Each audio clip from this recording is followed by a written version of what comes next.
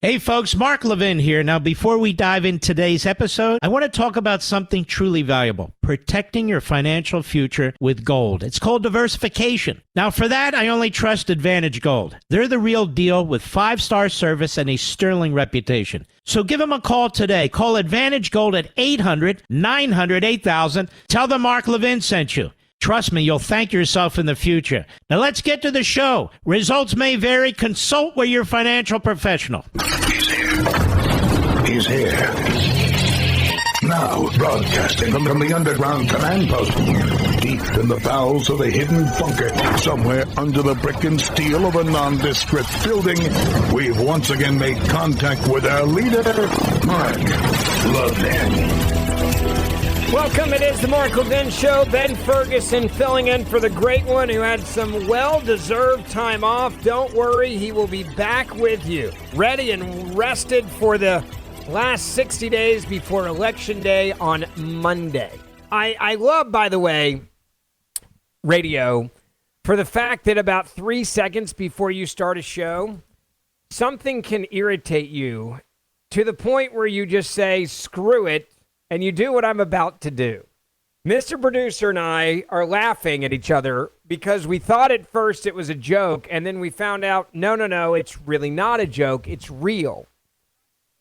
This is a statement that I am going to read that came in a moment ago to my email from former Vice President Dick Cheney.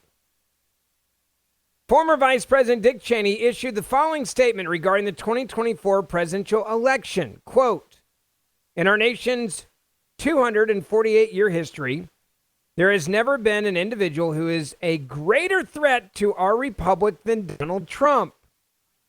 He tried to steal the last election using lies and violence to keep himself in power after the voters had rejected him. He can never be trusted with power again. As citizens, we each have a duty to put country above partisanship to defend our Constitution. This is why I will be casting my vote for Vice President Kamala Harris. All right, I have a lot that I'm going to say. I'm going to self-censor myself on a lot of it. And I'm going to start with a story. I was a surrogate on the Bush-Cheney 04 campaign. I worked tirelessly to get them reelected in a very tough election. I spent hundreds of hours on the road, countless hours on radio and TV, advocating and supporting and defending Bush and Cheney. And I am proud. I want to make this clear. I don't regret it because they were absolutely the men for the job at that time. Let me also say this. My foreign policy has changed drastically from my time in the Bush campaign and helping in the Bush White House afterwards as well. I no longer believe that you can export democracy the way that we tried to in the Middle East. I no longer believe that you can just roll into places like Baghdad and expect them to just love you without there being urban warfare and fundamentalists and extremists that are going to dig in for as long as it takes to, quote, win. Does that mean that what they were trying to do after 9/11 was not right or just? I think that it absolutely was. And I think that that is a point where you learn in history from mistakes that have been made. I think if you don't learn from those mistakes, that is when you get yourself in real trouble. Now, I say all that to explain that, like, when we saw what a screw up in occupying Afghanistan and Iraq was becoming, I wasn't like throwing them overboard saying, screw Dick Cheney, he's a threat to our nation and democracy and blah, blah, blah, blah, blah, right? Because I believe that the intent that they had was real. And Monday morning quarterbacking is really easy when things don't go well in politics. But if you look at the mindset that they had after 9/11, they were trying to keep this country safe. One of those core players is a mentor of mine, the former Attorney General John Ashcroft, an amazing man who I have no doubt in my mind genuinely was making every decision that he could to protect and keep us safe as a country. His book that he wrote, Never Again, was about making sure that while he was there as the attorney general, that it never happened again, what we saw and witnessed on 9/11. And so I put that into context to say, I can understand people like changing. I respect people when they change. I can respect when people change their policies in general, like mine has changed from witnessing and watching what we did after 9/11 in the Middle East. I would be a great example of that. But what Dick Cheney is doing here is not that. And I want you to understand why Dick Cheney is making this decision and why I want to call it out for what it is. It is absolutely disgusting that he is putting out a statement and supporting Kamala Harris, who is absolutely a threat to this country. If he cares about a democracy, then you don't put a communist, a declared communist, who is wanting to put in price controls, who allowed soldiers to die at the airport in Afghanistan because of an artificial data pulling out of Afghanistan. By the way, a war that you, Dick Cheney, helped start in office. All because you've got your feelings hurt. And this is the point I want to drive home. The only reason why he is making this decision is because he has his feelings hurt that Liz Cheney got kicked out of Congress, that there was no way in hell that she was going to win a re-election, and that Donald Trump went and said, Liz Cheney, you're coming after me? Okay, well then politics is politics. Let's go. And so Liz Cheney comes out, and she's like, I can't support Donald Trump. Well, you were a useful idiot for the Democrats in the January 6th committee, and you made yourself into a fake Republican so they could say they have a Republican on the committee, just like Adam Kinzinger, who's, by the way, a hardcore lefty now. The same way that Anna Navarro at The View is like, she's like, oh, I'm a conservative. No, you're not. You're a liar. You're a fraud. You're a hardcore wacko liberal who spoke at the Democratic Convention. If you're a conservative, you would never speak at the Democratic Convention. Can I get an amen? And so these scumbag Republicans, whether it's that, I don't even know, what's that idiot's name on The View, the chick that used to work for Trump, and then they like offered her a bunch of money. She's like, oh yeah, Melissa, whatever the crap her name is. You can buy my words, is basically what she said. You want me to not like Trump? You want me to be a Trump hater? And you're going to pay me a lot of money at ABC? Fine, sign me up. Like, I have no respect for those people. They also don't bother me because they're bottom feeders. And I don't believe that Anna Navarro really has that much sway over the country. I believe she's a bottom feeder. I believe she's an opportunist. I believe she saw an opportunity as a Latino woman to make a bunch of money selling out, claiming she's a Republican that's really a hardcore lefty. And she's made a killing doing it. If she actually came out and was conservative again, she'd lose all of her jobs, which proves my point. They wouldn't have her on The View. Okay, they have her on The View as a useful idiot, just like Kinzinger is a useful idiot for the left at CNN. Okay, just like this, whatever the crap her name is at The View, the other chick that's in the Republican chair. You're not a Republican. Okay, Republicans don't sell out like you do. And I also want to be clear. I don't care about what family members, how they vote. A great example of that is this last week, and by the way, I would have never even mentioned this story, but I'm using it now as an example. This week, you had John McCain's son who came out and was like, I'm going to support Kamala Harris. I don't care. Like, he's entitled to his opinion. I don't know him.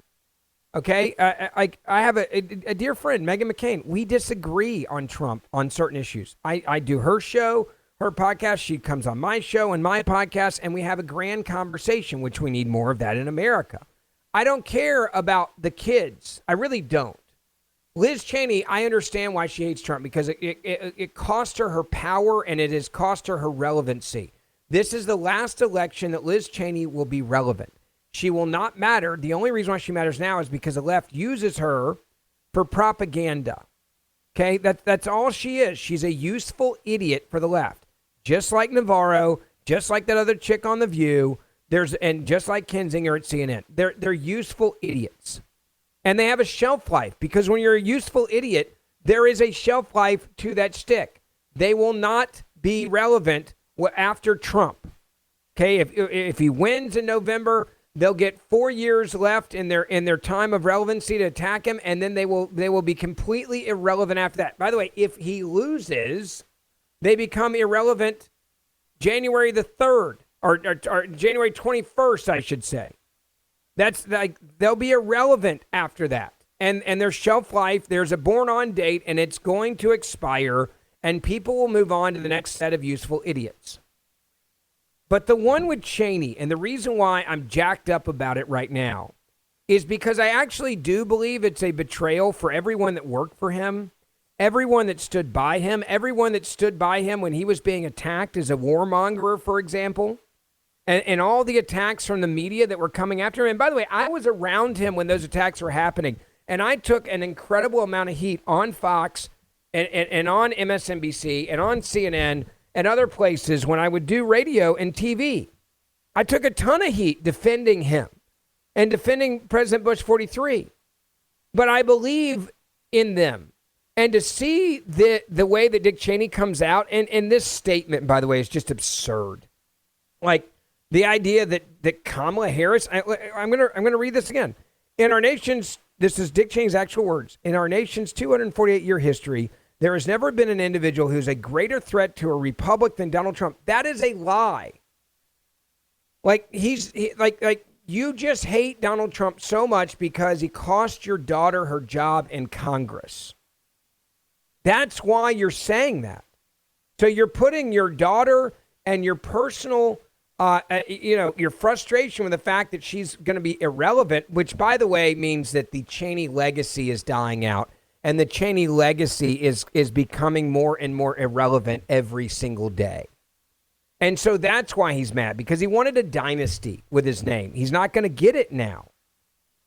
When he says he tried to steal the last election, that's not true. The Democrats were the ones that tried to overthrow the will of the people with Russia collusion and the Steele dossier. Do I have to remind you, Dick Cheney, of that? They literally, Donald Trump wins. They're like, we're not going to have this. We'll impeach the guy. How are we going to impeach him? Hey, use that Steele dossier. And we'll say that it's real, even though we know it's not real. The deep state knew it wasn't real. The FBI knew it wasn't real. The CIA knew it wasn't real. Hell, the FBI offered $1 million for him to corroborate anything in the dossier. They couldn't do it. They knew it was a lie. And then Congress knew it was a lie. And the Democrats knew it was a lie. And they said, no, we don't like who you pick. So we're going to impeach the guy and overthrow the will of the people. That is a coup. They knew the dossier was paid for by Hillary Clinton's presidential campaign and the Democratic National Committee, their funds. They knew all of it, and they still stood by and watched a fake impeachment of the sitting president of the United States of America. And you want to tell me that Donald Trump is the biggest threat to our republic? There's been no, I'm going to quote him, there's been no greater threat to our republic than Donald Trump. Like, Dick Cheney, I mean this sincerely, like, screw you, man. Like, how dare you? How dare you? He can never be trusted with power again. Have you seen what Harris has done with power and the number of American lives that have been lost because of her leadership? How many American lives have been lost with fentanyl coming across our southern border? She's allowed for an open border. He then says this self-righteous, screw you. As citizens, we each have a duty to put country above partisanship, to defend our Constitution. You think Kamala Harris is going to defend the Constitution? She said on record the Constitution is irrelevant. She has said on record that she doesn't believe that the Constitution is something that is like absolute, in her own words. She said it. Kamala Harris has said it over and over and over again. Let me give you an example of just one thing she said. This was in 2019. He has lost his privileges, and it should be taken down. And the bottom line is that you can't say that you have one rule for Facebook and you have a different rule for Twitter. The same rule has to apply, which is that there has to be a responsibility that is placed on these social media sites to understand their power. They are directly speaking to millions and millions of people without any level of oversight or regulation. And that has to stop. This is Kamala Harris in 2019 talking and demanding that Facebook and Twitter kick Donald Trump off the platforms. And by the way, this was before January the 6th because she doesn't like what he says. So you want me to believe that that's not a threat to freedom of speech? You want me to believe that's not a threat to our republic When you have a woman that wants to silence 50% of the American people and kick them off of social media because she doesn't like what they say?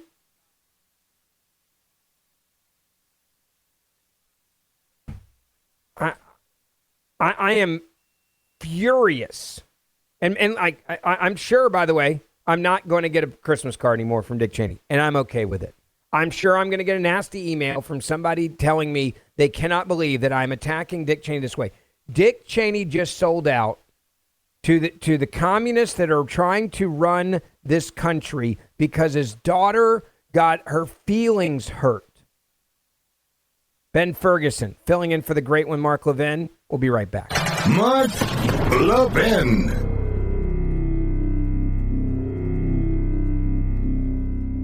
The cracks in our economy are widening by the day. We've got a labor market that's cooling faster than expected. Unemployment jumped to the highest since the end of 2021. The market could be in free fall any day as investors panic over a potential recession. Now, some bank stocks are getting hammered as fears of a downturn grow. Even the Fed is talking about rate cuts to prop things up. In uncertain times like these, you need a solid plan for your wealth. That's where gold comes in. It's been the ultimate safe haven for as long as we've used money. And when it comes to gold, I trust Advantage Gold. They're a top-rated American gold company and can help you protect your hard-earned money. Call Advantage Gold now at 800-900-8000 for a free gold investment kit and to see if you qualify for $1,000 in free silver. Don't wait. Call 800-900-8000 today. That's 800-900-8000. Tell them Mark Levin sent you. That's 800-900-8000. Performance may vary. You should always consult your financial and tax professional. Welcome back. It is the Mark Levin Show. It's nice to have you with us. I want to get some of your phone calls in here talking about Dick Cheney. 1-877-381-3811. 1-877-381-3811. But I think one of the reasons why I'm so upset about this email that I just got from his office about him saying I got to vote for, I'm voting for Kamala Harris and the threat to democracy is Donald Trump, is that it's obviously so much crap. It's all about his daughter. And you don't lose your values because your daughter got her ass kicked. Can I say that, Mr. Producer? I just did. Like I'm sorry. Like, that's absurd. And there are people that are going to listen to him. They're going to be like, well, I think he's a good man. I guess I'll go with Dick Cheney. And that's why you have to call it out. Like, the last time I saw Dick Cheney, we were at the opening of the Bush Library in Dallas. And I was so excited to see him because I hadn't seen him in several years. I saw, for example, this year, Condoleezza Rice. I was so excited to see her at the Masters during the par 3 competition. And she was at one of the boxes. And we actually got to watch together a hole-in-one in real life. That was amazing. But when you work for these people and you work your tail off and you believe in what they're doing, and then, like, you see Dick Cheney come out, he's like, oh, Donald Trump threat to democracy. Like, I'm sorry. Like, what? Like, this is when family's supposed to protect you when you're getting older from yourself. This is exactly what I said about Joe Biden. Like, people should be protecting you instead of gaslighting you, because when he does this, there will be some sway with some voters. I do believe there's some people that are like, well, see, even he's saying I can't vote for him. Like, but I'll say this to Liz Cheney. I'm sorry you got your ass kicked. I really am. I'm sorry. I'm sorry that you got excommunicated from the Republican Party because you were a grandstanding, incompetent idiot. I'm sorry that you lost your relevance. But to destroy your dad's legacy because you need daddy to do your dirty work? Grow up, Liz Cheney. Grow up. This is Mark Levin with an urgent message. We are living in grave and dark economic times that are going to get worse. We just saw an abysmal jobs report while unemployment shot up to the highest level since the end of 2021. Meanwhile, the stock market looks like a gamble. Many banks are getting crushed as recession fears mount. The S&P Banks Index fell 2.4% in a single day. That's a lot. Regional banks fell nearly 3%. That's even more. These are bad signs. Even the Fed is talking about rate cuts. You need to protect your wealth. That's where diversification and gold comes in. It's been a bedrock of wealth preservation for centuries. And the best company I know of is Advantage Gold. Their experts can help you protect your savings from economic chaos. Call now, 800-900-8000 for a free gold investment kit and see if you qualify for $1,000 in free silver. That's 800-900-8000. Don't wait. Call now. Tell them Mark Levin sent you. Performance may vary. You should always consult your financial and tax professional. Mark Levin, America's tyranny hunter.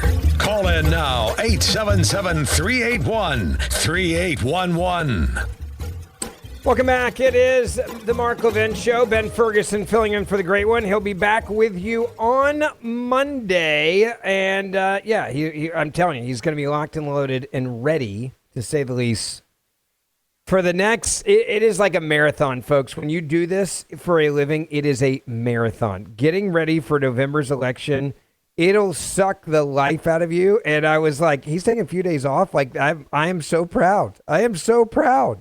He will be back with you on Monday, ready to go all the way through Election Day. I want to get to your phone calls. The number, 1-877-381-3811. 1-877-381-3811. Dick Cheney coming out, I can't vote for Donald Trump. He's a threat to our democracy. Like, whatever. Like, it makes me sad. Jeremy, welcome in Arizona. You're on the Mark Levin Show. Ben Ferguson with you. Hi. Hey, Ben, I just have a couple of quick things for you. Number one, fantastic job filling in for who I call Professor Levin, because I'm always learning a great deal from him. Thank you, sir. So I can't fathom the amount of pressure it would be, not to add any stress to your shoulders, but how it would feel trying to fill those shoes at the moment. But you don't try. You just survive and enjoy the moment. That's what I've always said. It's like a bull ride that's lasting the longest 8 seconds of your life. You better believe it. It's an honor to get asked. So I enjoy every moment of it, and I hope I make him proud. Yeah, prepared or not, when they call your number, you're ready to step up the bat. So there you go. Doing great. So a couple of things. Number one, Dick Cheney, he should have just stayed quiet so we could forget who he is. I can tell you that I won't be taking my personal voting advice from someone who I call Osama bin Cheney. I won't get into the details of exactly how I feel about him, but I think you can understand. And you're right, it is completely about hurt feelings. And I guess my comment on that is I thought rhinos had thicker skin.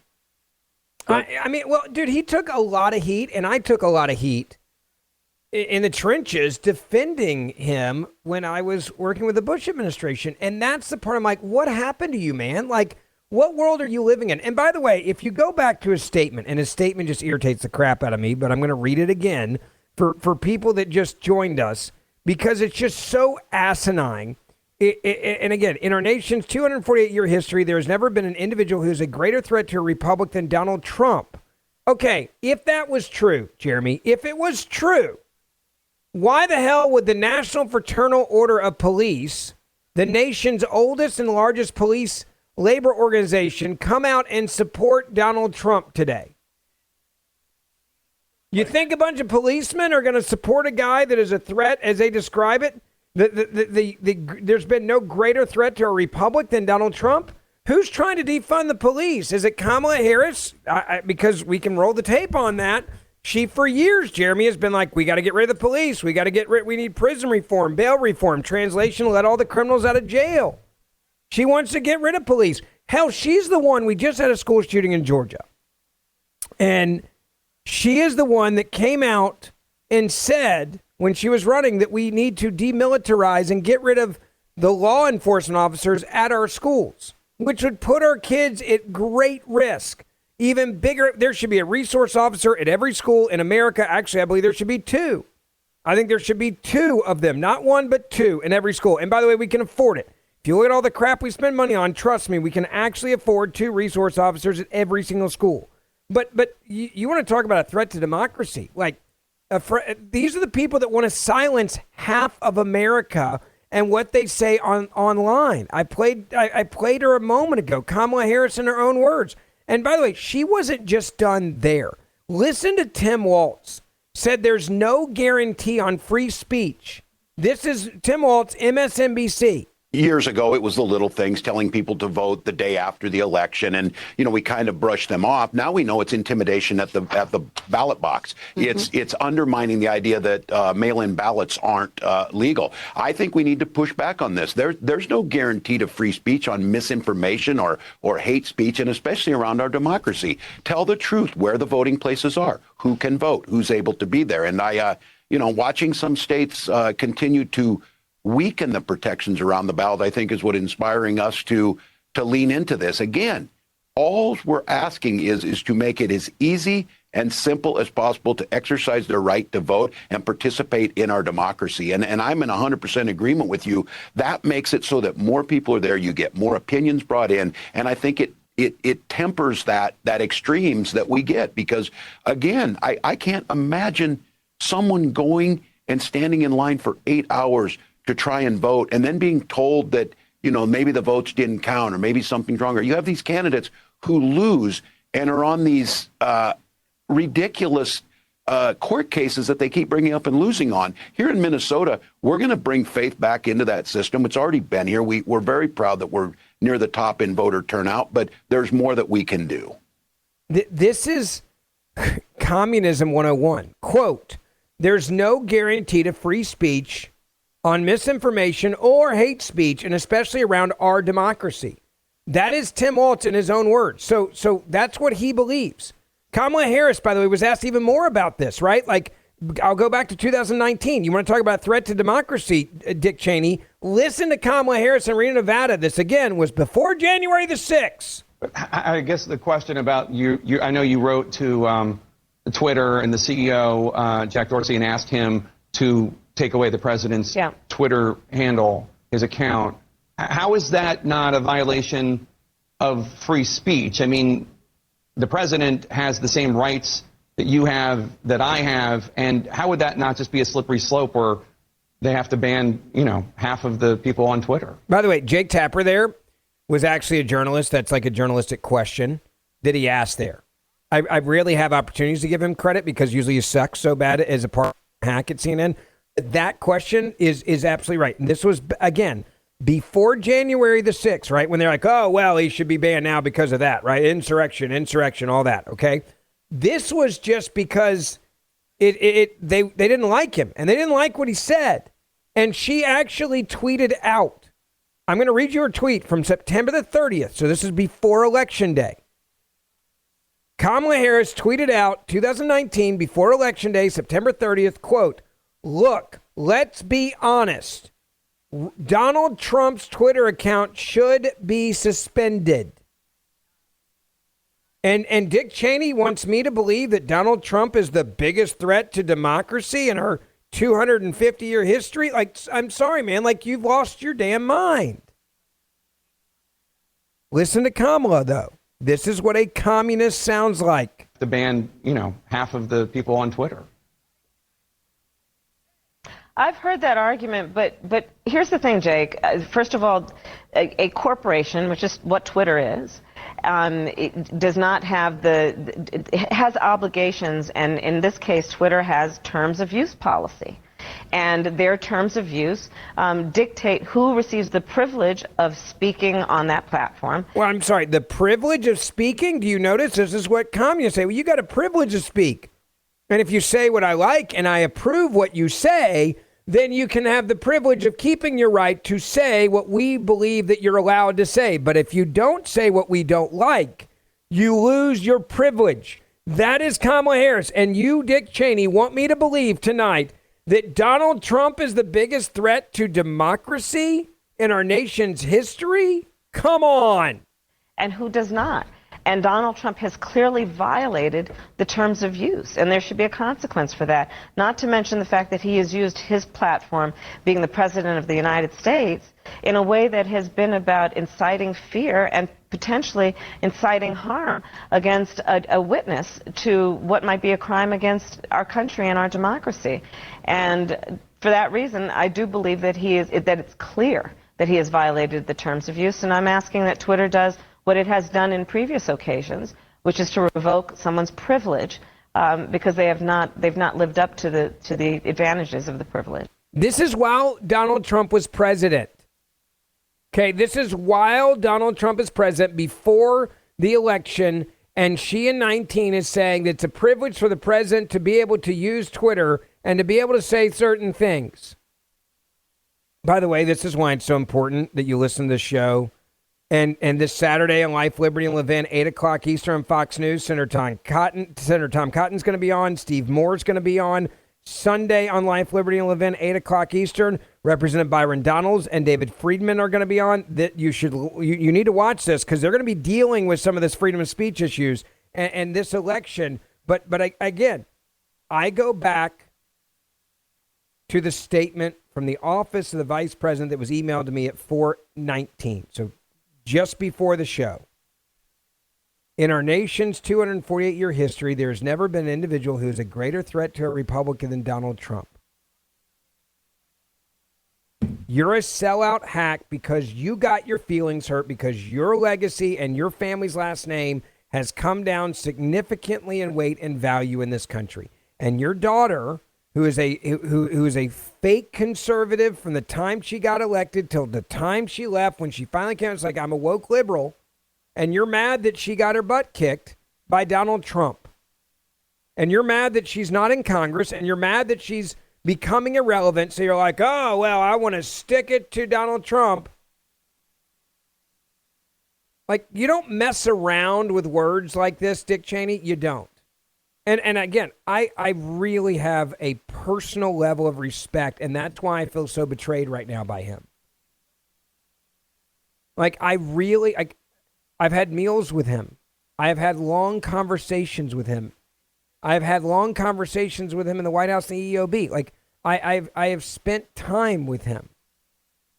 And I cannot believe that because he got his feelings hurt, he's willing to just throw away our democracy and put a threat to our democracy in office just to get even with a guy. By the way, when you go toe-to-toe, and this is part of politics that I talk about this a lot on my podcast, and it's just in politics, you're going to have people that are going to come after one another, and they're going to have these smackdown, drag-out fights. And you have a choice to make afterwards. You can either put your own personal feelings ahead of others, or you can, after it's all over, you move on and you work together for the good of the country. You want to know one of the perfect examples of this?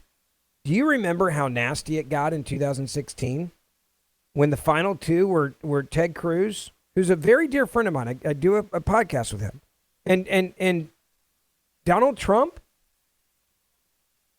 Do you remember how nasty it got? I mean, there was comments made about his wife. There were comments made about his father, that he was like involved in the assassination of JFK. Like, not, I mean, go back and look. It was brutal. And Ted Cruz had a choice to make after that. He could go back to Washington. He was a senator, and he could say, here's the middle finger to Donald Trump because you did this and said these things about my family, and I'm never going to forgive you. Or he could put his country ahead of his personal feelings. And you know what he did? And I mean, it would be hard if someone was talking about my dad that way to just say, I am here serving millions of people and I have to do what's best for the country. He put those feelings aside and redeveloped a relationship with Trump and worked together with Trump in the Senate to protect and defend this country and to do things that helped the American people. He didn't take the Dick Cheney way out. He didn't go and say, all right, I'm going to do everything I can to undermine you because I'm mad at you personally. That's what Dick Cheney did today. I'm going to get rid of all of my value system just to stick it to you because I don't like you because I lost. And again, in politics, you win. There's a winner and a loser. There's never two winners, y'all. There's a winner and a loser in campaigns and elections. Liz Cheney went after Trump. Trump decided to go after her seat in Congress, and he won. And guess what? There's a winner and there's a loser. She's lost. He won. Get over it. Grow up. Be an adult in the room. And Dick Cheney should know this. Like, even if his daughter can't get over it because whatever emotional issue she's got, You would think Dick Cheney would be like, hey, I'm just going to shut up and sit this one out. No. He's going to help a communist take over the country because he can't get over himself. Because he can't get over his own selfish feelings. We've got to do better than this, folks. I have worked with politicians before that I don't really like personally for the betterment of the country. And Dick Cheney, you should do that. Stop embarrassing yourself. 1-877-381-3811. 1-877-381-3811. Ben Ferguson filling in for the great one, Mark Levin. We'll be right back. Mark Levin.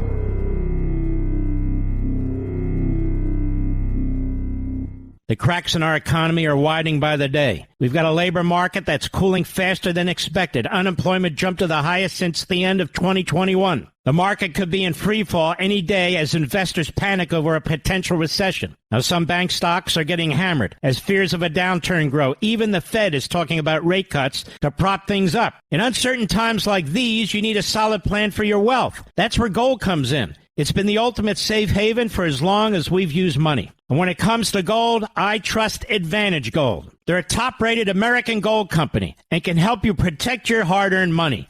Call Advantage Gold now at 800-900-8000 for a free gold investment kit and to see if you qualify for $1,000 in free silver. Don't wait.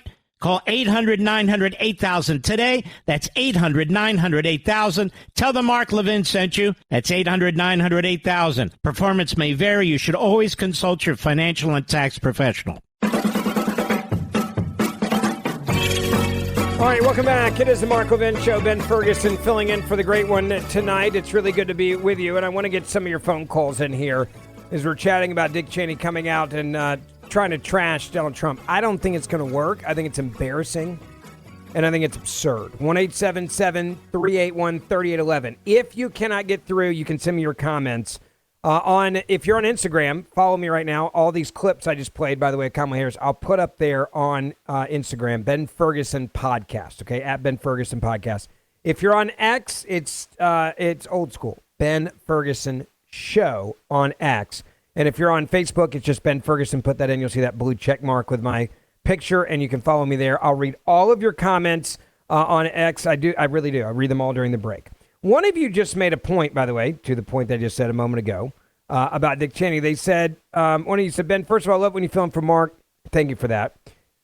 He said, I think you're either possibly naive or just being careful, but I got to tell you, man, Dick Cheney is not a Nazi. He's something like it. I believe he wants you to think what you were saying about basically defending his daughter, but I believe he's using the stance to ultimately take advantage of it as an opportunity to smear Trump. I disagree, and let me explain why. There's other people, and he goes through a list. He said it's merely his turn. Bush, Pence, Liz, many more. Like, Bush really hasn't come out and attacked Trump. I want to be clear about that. Like, I think he's been pretty smart about it. Number one. Number two, like Mike Pence, the other day, he's like, I can't in good conscience, like, vote for Donald Trump. Like, I don't care about him. He was irrelevant when he was in the House. He was irrelevant pretty much when he was the vice president. And when January 6th happened, he saw that as an opportunity to become his own man. And I hate opportunists. And it backfired on him royally. And now he's irrelevant again. Like, the Pence one to me actually makes sense. Yeah, you're an idiot. And I didn't have any faith in you anyway. You're an opportunist. And you wanted to run for president, and you thought this was going to hurt your chances, so you separated yourself from Trump. I get that. You're also irrelevant. More coming up. This segment of the podcast is exclusively sponsored by Pure Talk. Pure Talk offers great coverage and can save your family money on your wireless bill every single month. Go to puretalk.com to find the plan that's right for you. Thank you again for listening, and thank you so much for this sponsorship, Pure Talk. He's here. Now, broadcasting from the underground command post, Deep in the bowels of a hidden bunker, somewhere under the brick and steel of a nondescript building, we've once again made contact with our leader, Mark Levin. Welcome back. It is the Mark Levin Show. Ben Ferguson filling in for Mark. He will be back with you on Monday. Dick Cheney coming out today, swinging the Dick Cheney stick, telling everybody you can't vote for Donald Trump. Watch me. Watch me. I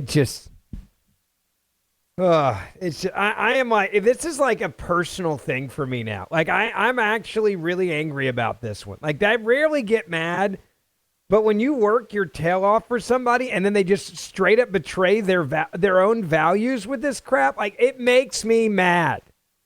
In our nation's, this is his official statement. In our nation's 248-year history, there has never been an individual who is a greater threat to our republic than Donald Trump. He tried to steal the last election using lies and violence to keep himself in power after the voters had rejected him. He can never be trusted with power again. As citizens, we each have a duty to put country above partisanship, to defend our Constitution. That is why I will be casting my vote for Vice President Kamala Harris. Okay. Let me deal with a little bit of the psyche here so you understand part of this. When Donald Trump won, the political elites hated him because it defied and blew up and disrupted the political world. There was a simple way to become president. You ran for office. You then ran usually for another office, then maybe another office, and you worked your way up, right? There was a pecking order. There was a line. Okay, like there was a, if young people came along and went too far ahead of the line, like you were smacked back to the back of the room. Something interesting happened with social media. You didn't have to wait in line anymore. You could just get famous on your own and get your own voice and your own platform, and you didn't have to wait in line. A lot of this happened during the time of the Tea Party movement. And I'm giving you a little history lesson here. I hope you guys will enjoy this for a moment, but it's an important one so you understand how things have changed politically. The Tea Party movement disrupted the Republican Party. I'm going to use that more as my example for a moment than dealing with the Democrats, and I'll get to them in a minute. But there were people that had waited their turn that then got beat by new and upcoming candidates. Now, by the way, some of those candidates were liars and frauds. They saw opportunities to jump in a Tea Party movement, go, I'm a Tea Party patriot. And they really weren't. I can name names, but most of them I don't care about now. They're out of office. But there was that movement that happened. We also saw this, by the way, back in the 90s when you had the conservative Christian movement, the evangelical right. Where candidates are like, I'm a Christian and I'm a conservative, and they actually got to Congress, they really weren't. Like, there's opportunists that when they see a chance to jump in front of people, they do it. But there was good that came out of this movement because you got great leaders that we never would have gotten before.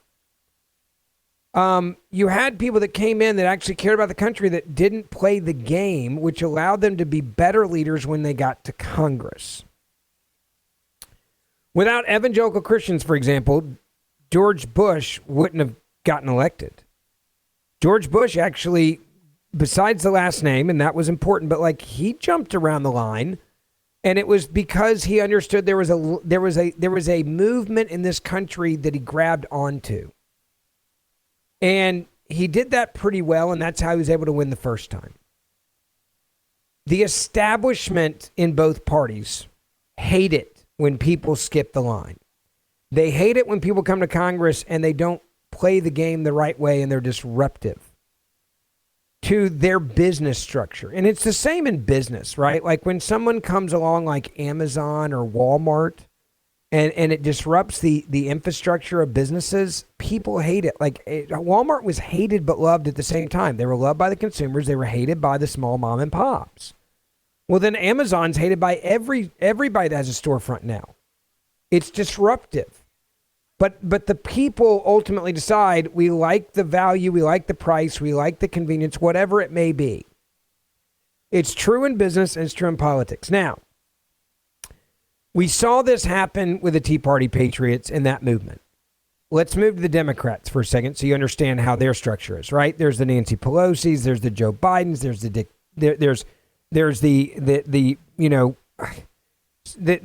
Chuck Schumers, and there was a hierarchy. And then all of a sudden, and Hillary Clinton, right, was certainly a part of that, and the Clinton machine was a part of that. And then out of nowhere, you started getting these people that were able to use social media. And social media worked faster for Democrats than Republicans. And that's why I used the Tea Party example first with the Republicans. That was the first time we really saw like a structural change that you could get to Congress without having to play the game and stay in your pecking order. Get back in the back of the line. You're too young. You now look at Democrats and you look at the communists and the Marxists and those that support the terrorists like the AOCs, the Ilham Omars and those, right? They're able to get elected. And you can even go back to Jesse Ventura, for example. Like there were moments where people were able to break out of the box of the traditional structure. And you could see this trend. Now, when Donald Trump came down the escalator, most people didn't believe it was going to work. By the way, I was one of those. I thought that this guy was a liberal that had given a bunch of money to liberals, that he wasn't a true conservative. And I will be the first to admit now, I was obviously wrong. Donald Trump loves this country, and Donald Trump wants to save this country. I have no doubt in my mind. I have no doubt in his value set of what he believes is the good of this country. I love that he wants to get us out of wars, not start wars. I love that he wants us to have better schools. I love that he wants people to be able to survive in business, and he understands taxes and business. I love the fact that he's very simplistic and not playing politics on the southern border. That he understands that the millions of illegal immigrants that we've let in this country, and I'm going to give you a new list of the shocking numbers of those that have come in under Biden Harris in a moment. But he understands the threat and the terrorism threat from an open border as well. But when he came down that elevator and was able to use his fame and his notoriety to completely jump the line, the elites, the Obamas, the Clintons, the Bushes, the Cheneys, they were furious because they didn't believe he should even be in the same room with them, much less at the table with them, much less on the debate stage with them. Like it was beneath Hillary Clinton to debate Donald Trump. Like, who the hell are you? You just walked in here. You're a businessman. Shut up and go back to your business. Like. By the way, I'll take your money. I'll invite you to weddings because I want your money in cash, right? I'll whore myself out to you, and that's what politicians did, whether it was Schumer or Hillary Clinton or any of the Republicans as well, right? They were more than happy to cash the dude's checks. But you're not one of us. You're not an elite. There was an eliteness to this class of elite politicians, right, who did it for a living. This guy did not do it for a living, and he came in. So if you want to understand why they all, in essence, now hate him, and this is true, by the way, of Mike Pence. Like, Mike Pence might go down in history as one of the most, fake, conservative opportunists you've ever seen. He reminds me so much of what ended up happening with Paul Ryan, who started out as conservative and then sold out. John Boehner, who started as a conservative and then sold out. You could even make that argument about Kevin McCarthy, right? Like these are the elite guys that play the game the way that it's quote supposed to be played. And they hated the fact that this dude jumped in front of them because they all believe they should be president. They all believe that they were professionals in the political arena. And who the hell is this guy walking in here? Who the hell is this guy acting like he can just show up and disrupt the entire system? Because once it happened with Trump, it inspired a lot of other people to do the exact same thing. You look at what happened to Kevin McCarthy, for example, and you can argue over if it was good or bad. I actually think it was good that we got rid of McCarthy. I think he's just part of the swamp. That's my opinion. I've said that for a long time. I've had a lot of people yell at me when I say it. I don't care. I don't do this, what I do for a living. I don't do my podcast. I don't do my show. I don't get to fill in for Levin by sucking up to the elite. But I was never a fan of his. I always thought he was part of the swamp. And getting rid of him the way that they got rid of him with a very few people that had a lot of power You could argue whether or not it was worth it. You could argue if it hurt the Republican movement in general. I like our speaker we have now a lot more than Kevin. But those types of moments are never supposed to happen when you're in the political elite. So if you want to know why the Mike Pence is like Mike Pence, and by the way, for a guy that thinks he's brilliant and he's so arrogant, like I've been around Pence, he's so arrogant. He thinks he's so much smarter than everybody else. Like he really does. He thinks he is just like God's gift to political minds, and he's not. In fact, if you look at the last couple years of his career, like he sucked at it. If you're just grading him on his decision making, and go back to January the 6th, okay? January the 6th happens, and why did he react the way that he did? It was a simple political calculated, like Captain Obvious moment. Okay, Trump's lost. I still want a political future and want to run for president. I'm going to need to separate myself from this guy that at the moment I think everyone hates. So this is my parachute to get out. And I don't care if I screw Trump in the process because he's gone. No one thought Trump was going to run again, right? They didn't. And they thought that, now like he's really done because of January the 6th, right? That was the political thinking of the elites at that moment. And so he was an opportunist. He's like, hey, man, thanks for making me vice president and getting me to a point in career that I never could have accomplished on my own because no one would be talking about Mike Pence right now if it wasn't for Donald Trump. Let's also be clear about that. And he immediately just threw that loyalty out the window. Like he's not a loyal person. He is an opportunist, and he saw what he thought was an opportunity, and it backfired on him royally. Now, when he ran for president, guess what? It even backfired even more because people were like, dude, screw you. Like, you abandoned a guy that made you relevant, the most relevant you've ever been in your life, and you sold out. So now we really don't trust you because we see that you are part of the elite. You are no different than the Clintons or the Obamas. You're no different than the Cheneys. And it destroyed his political career. Like, Dick Cheney will have a bigger legacy than Mike Pence. Because of 9/11 and because some of the good things that he did after 9/11 and fighting terrorism. Like I firmly believe that. But you look at Mike Pence, like what a disaster of your writing your political obituary. And he runs and like everybody's like, shut up, dude, get off the stage. Like you're completely irrelevant. No one cares what even you say when you say it. Like no one's listening to you. I've seen other people fall from grace, like, and I laugh, like, the political thing you would have said, there's no way that Mike Pence would be even more irrelevant than someone like, for example, a Sarah Palin. Sarah Palin, by the way, has more juice right now than Mike Pence.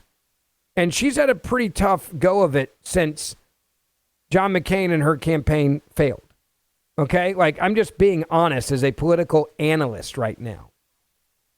But you look at these elitists in the Republican Party, and they're losing their power, and that's why they're acting so erratic. That's the part that I think people need to understand. They really are losing. They're losing their power. They're losing their mojo. Like, if you're running for office now, can Dick Cheney fly into town and help you raise some money? Maybe. Is he going to help you get elected? Not really. Like, that's not going to sway an election.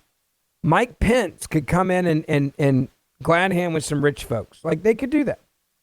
They really could. But he's not going to sway an election for you. Like, the endorsement of these elitists in the party are not really going to help you. Hillary Clinton's another example of that. Like, Hillary Clinton can raise you some money, but is Hillary Clinton going to be able to walk into a stump speech and really change the outcome of an election? That's my definition of real political power.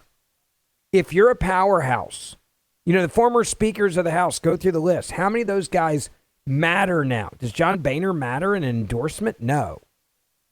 Like, it would not move the needle at all. Kevin McCarthy wouldn't move the needle at all. If I was running for office and they said, hey, who do you want to endorse you? None of the Newt Gingrich would be on my list. Because I love Gingrich. I've known him since I was 12 years old, 13. And that would be more personal, but I would love for him to be someone to endorse. These other ones, no one cares.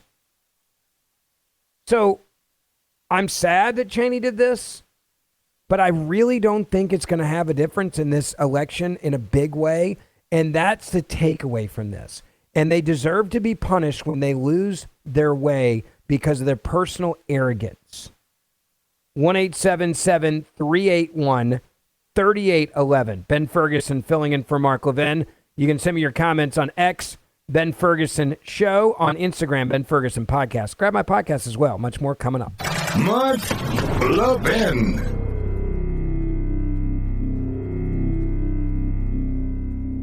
I'm going to let you in on a little wireless trick that can cut your cell phone bill in half every single month. Other major carriers want you to believe you need unlimited data so they can overcharge you. Here's the fact. Most of you are buying way more data than you'll ever need and you'll ever use. Pure Talk, my cell phone company, only charges you for data you actually want. Listen to this. For $25 a month, you can get unlimited talk, text, and 5 gigs of data plus mobile hotspot. Do you know what you can do with 5 gigs of data? You can browse the internet for 135 hours, stream 1,000 songs, or watch 10 hours of video. Folks, stop overpaying for wireless. Get 5G coverage with Pure Talk. Go to puretalk.com/Levin. That's puretalk.com/Levin. Switching is painless. It's easy. There's no contract, no activation fee. You can even keep your phone and your number. Again, that's puretalk.com/Levin, puretalk.com/Levin, and you'll save an additional 50% off your first month on top of all the other savings when you sign up with Pure Talk. By the way, let me just say one more thing real quick to Dick Cheney. How many reputations were destroyed because the Democratic machine protected Hunter Biden? How many times did they censor and silence free speech because they couldn't admit that the laptop was real to alter and change the outcome of a, quote, free and fair election? How many intelligence officials came out and lied to the American people that were actually a part of disinformation, claiming that it was Russian disinformation, the laptop, which we knew and the FBI knew was user-generated and was real? How much of an impact has it had on our democracy that you have the most corrupt family in modern political history, the Biden crime family, that was bringing in tens of millions of dollars from the worst people in the world? Talking about money coming from Russian oligarchs, the former mayor of Moscow, who, by the way, to this day has still not been censored as part of the oligarchs that have been censored, have had their cash frozen and their assets frozen and put on the list. Right? The Russian oligarchs that have been on the list. The one that gave money to the Bidens, still not on the list, folks, after they invaded Ukraine. How many of them lied, cheated, stole, and tore families apart because of the open border policies? And now you want to lecture us? Really? You want to lecture us on who's a threat to democracy? We'll be right back. I'm going to let you in on a little wireless trick that can cut your cell phone bill in half every single month. Other major carriers want you to believe you need unlimited data so they can overcharge you. Here's the fact. Most of you are buying way more data than you'll ever need and you'll ever use. Pure Talk, my cell phone company, only charges you for data you actually want. Listen to this. For $25 a month, you can get unlimited talk, text, and 5 gigs of data plus mobile hotspot. Do you know what you can do with 5 gigs of data? You can browse the internet for 135 hours, stream 1,000 songs, or watch 10 hours of video. Folks, stop overpaying for wireless. Get 5G coverage with Pure Talk. Go to puretalk.com/Levin. That's puretalk.com/Levin. Switching is painless. It's easy. There's no contract, no activation fee. You can even keep your phone and your number. Again, that's puretalk.com/Levin, puretalk.com/Levin, and you'll save an additional 50% off your first month on top of all the other savings when you sign up with Pure Talk. The cost of freedom is high, but this phone call is not. Call Mark Levin toll-free at 877-381-3811. Mr. Producer, did we talk about Hunter Biden pleading guilty to all 9 felony charges the other day? My days are running together. Don't laugh at me. Okay, so we need to cover that. Someone just asked me, they're like, Ben, I want to know what you think about Hunter Biden pleading guilty to all 9 felony charges. I'm going to deal with that in a second. Now, I want to get your phone calls in here as we're talking also about like Cheney selling out. Dick Cheney. 877-381-3811 is the number. 877-381-3811. If you can't get through and you want to send a comment, you can do it on Instagram, Ben Ferguson Podcast. You can send your comments there. Also on X, Ben Ferguson Show. On Facebook, Ben Ferguson. Just put it in, and you can send me your comments. I read them all. Now, let me get to some of your phone calls because many of you have been waiting patiently. I had a lot to say earlier. Jim, welcome. Line 1. You're on the Mark Levin Show. Ben Ferguson filling in. Mark will be back, like I said, on Monday. Go ahead. Good afternoon. Dick Cheney. One, he was a decade. He's news from a decade ago. He's totally irrelevant. Secondly, anytime I ever hear now anybody saying how Trump is a threat to democracy, I reach for my puke bag, roll my eyes, and say, get real. Because anybody that says that is because they themselves are protecting their own way on how they're destroying it. Yeah, and again, it goes back to what I was mentioning a moment ago about this just political elitism, right? Like it's political elitism where it's like, well, we don't want to give up our real estate. How dare you, move into our neighborhood? How dare you come in here and act like you're a part of us, right? Like they all sit together at funerals is how I describe it. And I'm not saying this to be mean, but they're all sitting there. They're like, yeah, we're all one and the same. Like, you deserve to be here. You deserve to be here. They hate Trump because they don't feel like he earned it the same way they did. It's like he didn't dedicate his whole life to playing the game of being a political elite individual. Like, who does this guy think he is? He can just walk in here and act like he's one of us. He's beneath us. This is a TV show, reality TV show star. Like, that's who he is. And they'll never forgive him for that. But also it is because they've lost their power. They were kingmakers. You think about it. The Clintons were kingmakers. How many people got elected to office because the Clintons came to town? A lot. How many Republicans got elected to office because Bush coming to town? A lot. Bill Clinton, if you're a Democrat, like I want him there. The order I would rank people coming in would be Obama 1, Clinton 2. Not Hillary, Bill. Like, that's the order. And because you don't give a crap about Joe Biden showing up, and you don't give a crap about Kamala Harris showing up. Remember, Kamala Harris had a low approval rating than Dick Cheney, and Dick Cheney shot somebody. Like, let's just put that in perspective. I'm not saying that to be mean, but it's true.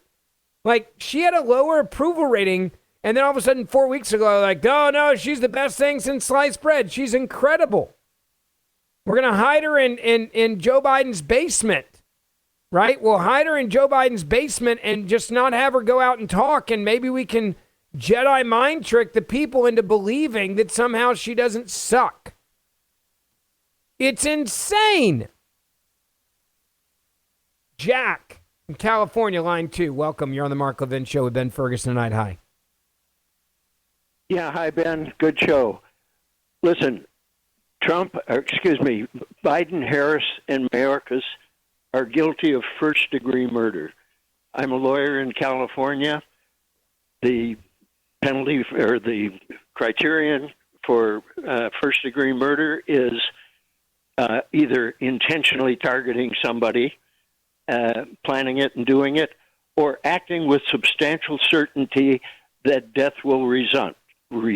Just as a guy driving a big truck into a parade at 95 miles an hour knows with substantial certainty that somebody's going to be killed, even though he doesn't intend it. When they permitted millions of illegal aliens to cross the border, knowing that they possessed vast quantities of fentanyl, and that fentanyl would wind up killing Americans, thousands of them at a time, That's first-degree murder, and Biden did it knowingly, and Harris and Mayorkas endorsed let me it. say this, and I'm going to stay away from the first-degree murder aspect of it because I don't think that's the point that the American people are going to be convinced on. What I will say is this. I think it's very clear that the number one drug dealer in America has been Joe Biden, Kamala Harris as a team, because they've allowed the cartels. They're the best friend of the cartels. They're the best. I mean, you look at these gang members that took over this apartment in Aurora, Colorado. That doesn't happen unless Biden and Harris open up the border and allow it to come in. The number one killer in this country of people, I think it's 45 and under, is fentanyl. So, like, they know this and they just don't care because they want to fundamentally change this country. Chuck Schumer coming out saying, look, the only way we're going to be able to deal with these people is to give them amnesty. Like, he said that this week. Chuck Schumer's all in for this because he understands that you can own illegal immigrants like modern day slaves. And I'm not saying that hyperbole. I mean it. You give them amnesty, right? You give it to them. You give them amnesty. They will vote for you forever. You give them free food and free housing and free health care, and they will forever vote for you. I'll give you another example of just the chaos here, okay? Julio Alberto Manuel Francisco was arrested in Ohio after running a red light and killing a 68-year-old woman on her way to work, then fleeing the scene. This is what they're letting into this country. And this is what Donald Trump warned us about years ago. And he's like, they're sending their worst. They're sending their drug dealers. They're sending their rapists. They're sending their murderers. Right? And then people are like, oh, that's racist. You can't say that. Listen to Dayton police. At about 3:20 in the morning, we did have a fatal crash at the intersection of Stanley Avenue and Webster Street, where one person, a 68-year-old female, was deceased at the scene. She had stopped in to get a snack from the store and then was just heading to work right there at the Molly, waiting on the traffic light. And then an individual coming from Webster Street ran the red light. We know that due to the video footage we have obtained. Striking that particular car, killing the driver, and then ultimately leaving on foot, fleeing from the scene. We are aware of his immigration status, and again, this is something that's not necessarily relevant to the traffic investigation and the crash, so that's something that somebody else will ultimately have to discuss. By the way, it is relevant because if this guy wasn't in America, this 68-year-old woman would still be alive right now. But what does Chuck Schumer say? Chuck Schumer says our goal is citizenship for all 11 million undocumented immigrants that are in this country. And by the way, the number is much higher than that. Listen to Chuck Schumer and believe him when he says this. The only way we're going to have a great future in America is if we welcome and embrace immigrants, the dreamers and all of them, because our ultimate goal is to help the dreamers, but get a path to citizenship for all 11 million or however many undocumented there are here. Or however many. So he doesn't tell you the real number. By the way, this audio I just played for you, I have the clip. I have just put it up on X. Share it with everybody. I'll put it up on Instagram. Share it with everybody. Chuck Schumer just said our goal is citizenship for all 11 million undocumented immigrants. Quote, the only way we're going to have a great future in America is if we welcome and embrace immigrants, the dreamers, all of them. The 11 million of them, or however many there are. Listen, he knows that number's a lie. For all 11 million or however many undocumented there are here. Unlimited. That's what he's saying. He's saying unlimited. Chuck Schumer back in 2009 sound a little bit different. What did Chuck Schumer say in 2009? Illegal immigration is wrong, plain and simple. Until the American people are convinced that we will stop future flows of illegal immigration, we will make no progress on dealing with the millions of illegal immigrants who are here now and on rationalizing our system of legal immigration. What happened to that guy? I like that guy a lot better than the other guy. This is an incredible change, and it's only because of power. It's about power. I think the number one reason, and I've been saying this, I've said this when I filled in for Mark before, and I say this all the time on my podcast, the Democratic Party is dead. The Democratic Party is filled with communists, socialists, and Marxists who are masquerading as Democrats because they don't believe there's enough Americans yet that are willing to say, yep, I'm a communist. Yes, I'm a socialist. Yes, I'm a Marxist. So how do you get there faster? You import a bunch of people that came from societies where they have socialism, Marxism, and communism, and their way of thinking and their way of life is to believe that the government is always in charge of you. They don't understand freedom of speech. They don't understand a constitution. They don't understand a democracy. They don't understand a republic. You import 20 million people that don't really have a problem with the idea of communism, socialism, and Marxism, and they're going to vote for the people that say, I'll take care of you, we're the government.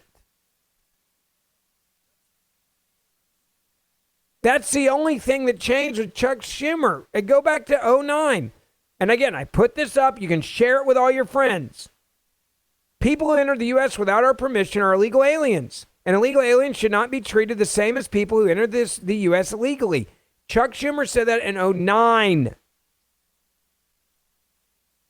So what changed? Nancy Pelosi. You want to hear Nancy Pelosi back in the day? Let's hear Nancy Pelosi back in the day. I can get along with this one. We need to address the issue of immigration and the challenge we have of undocumented people in our country. We certainly don't want any more coming in. Illegal immigration is wrong, plain and simple. Until the American people are convinced that we will stop future flows of illegal immigration, we will make no progress on dealing with the millions of illegal immigrants who are here now and on rationalizing our system of legal immigration. When we use phrases like undocumented workers, we convey a message to the American people that their government is not serious about combating illegal immigration. Wow. Wow. Did you hear that? When we use words like undocumented, right? Like when we don't use the word illegal immigration, we are telegraphing that we're not serious about combating illegal immigration. Chuck Schumer in 2009 said that. Which the American people overwhelmingly oppose. If you don't think it's illegal, you're not going to say it. I think it is illegal and wrong. People who enter the United States without our permission are illegal aliens, and illegal aliens should not be treated the same as people who entered the U.S. legally. Make this go viral. I'm going to put it out right now during the break, okay? Make it go viral. Use your words against them. Pelosi and Schumer speaking out against illegal immigration. And ask yourself the question, why are they changing now? It is because they want to have ultimate power over the people. And it's a lot easier to import communists and socialists and Marxists than it is to create them in America. So bring in 20 million, grant them all amnesty, and every one of them is going to vote for you. 1-877-381-3811. Ben Ferguson filling in for the great one. I'll put the clip up during the break at Ben Ferguson Show on X, on Instagram, Ben Ferguson Podcast. We'll be right back. Mark Levin.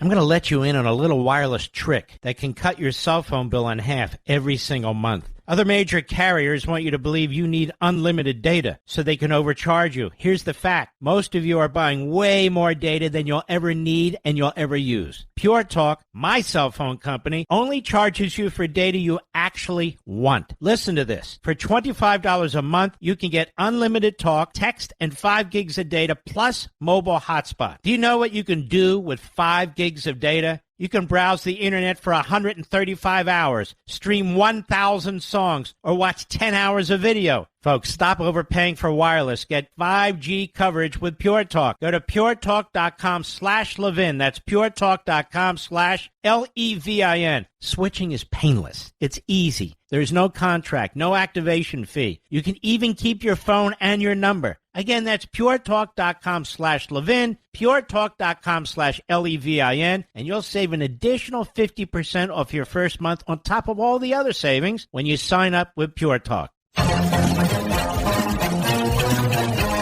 All right, welcome back. It is the Mark Levin Show. Ben Ferguson filling in for the great one. It is nice to have you with us tonight. 1-877-381-3811. Let me get some of your phone calls now. Let me go to John, line 3. Welcome. You're on the Mark Levin Show. Hi. Yes, Ben, how you doing? Good, sir. Harris, she don't really want to be the president. I know that to be true.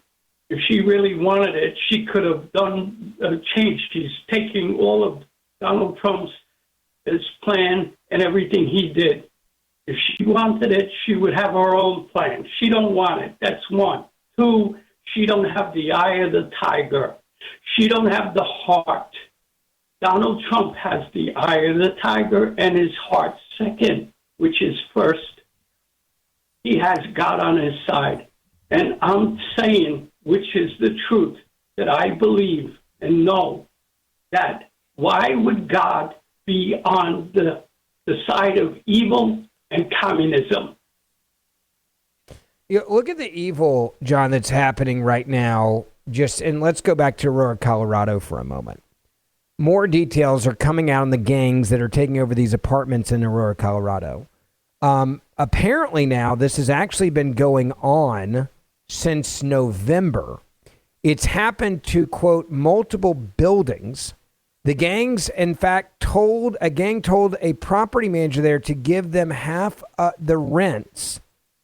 And if he didn't, they were going to kill him. We've been told now that this has been ignored, quote, for months. Take a listen to this from CBS. Says this is a picture of gang members breaking into a vacant apartment so they could move a Venezuelan family in and then collect rent. This is our business plan, one gang member told a housekeeper. If he, the property manager, doesn't like it, we'll fill him with bullets.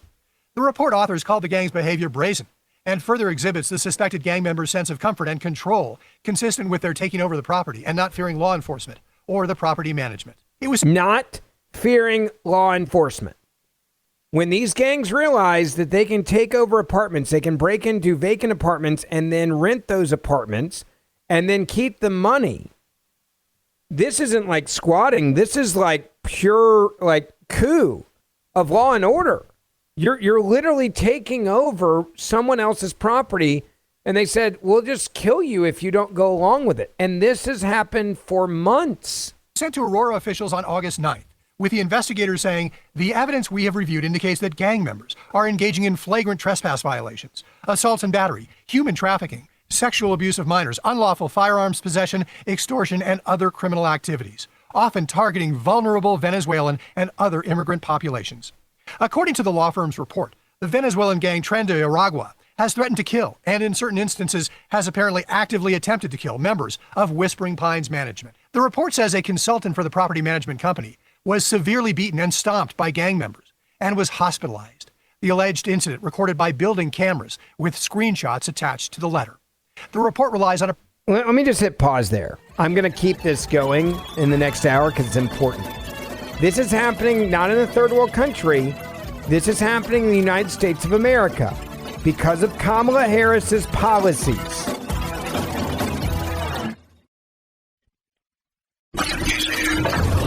He's here. Now, broadcasting from the underground command post, deep in the bowels of a hidden bunker, somewhere under the brick and steel of a nondescript building, we've once again made contact with our leader, Mark Levin. Welcome, Hour 3. It is the Mark Levin Show. Ben Ferguson filling in for the great one. I'll be back with you on Monday. So a lot of people have been asking me a lot of questions, and I'm going to try to answer them for you so that you understand what's happening with these organized gangs that are taking over neighborhood blocks. They're taking over, and this is happening in New York City, for example. They're taking over blocks. They're opening up markets. They're selling counterfeit goods. They're taking over apartment complexes. They're taking over hotels. And then we've seen what's really happened in Aurora, Colorado.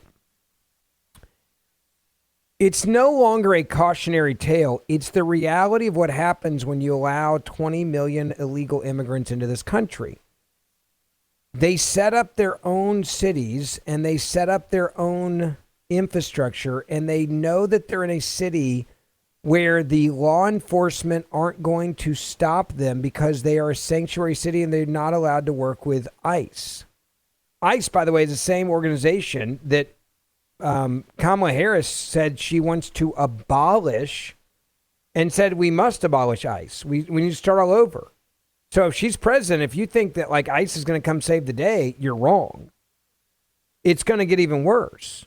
Now, this is Chuck Schumer has just come out saying we got to give amnesty to all the people, 11 million or however many are here. So he's admitting they don't know the number. He knows the number's not 11. He just can't admit it's 20 million plus. But you look at these details, these gangs are taking over these apartments, and people are like, well, how'd they do it? It's actually very simple. They kill you if you don't let them do what they're doing. And when you call 911 and nothing happens because you're a sanctuary city, the illegal immigrants have figured it out. So I'm going to play for this CBS story, but I want you to understand it. There's a gang in Colorado that is, and this has been happening since November. Okay, look at the calendar. It's September, so about a year.